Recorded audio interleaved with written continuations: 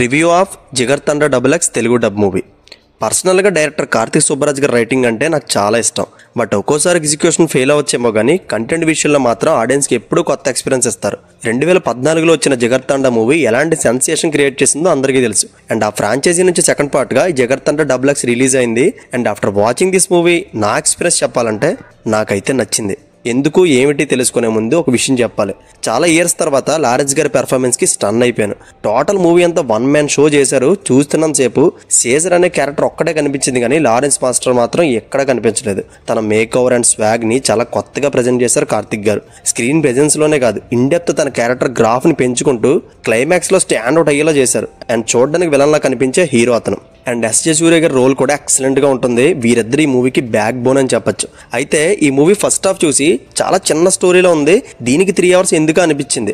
But second half చూసాక అర్థమైంది first half complete అయ్యాక వచ్చే పర్స్పెక్టివ్కి ఫుల్ కాంట్రాస్ట్గా ఉంటుంది second half. And complete hard heating ఉండే ఎమోషనల్ రైడ్ అని చెప్పొచ్చు.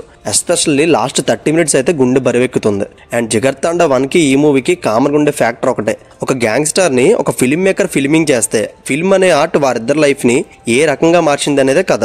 కానీ ఇది జస్ట్ కవరప్ చేసే సబ్ ప్లాట్ అంతే, మెయిన్ ప్లాట్ మాత్రం వేరే ఉంటుంది.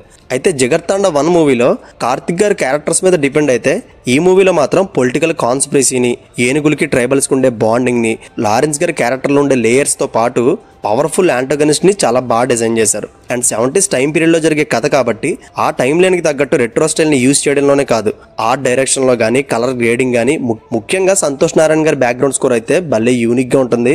అండ్ అది నేను చెప్పడం కన్నా ఎక్స్పీరియన్స్ చేస్తే మీకు అర్థమవుతుంది.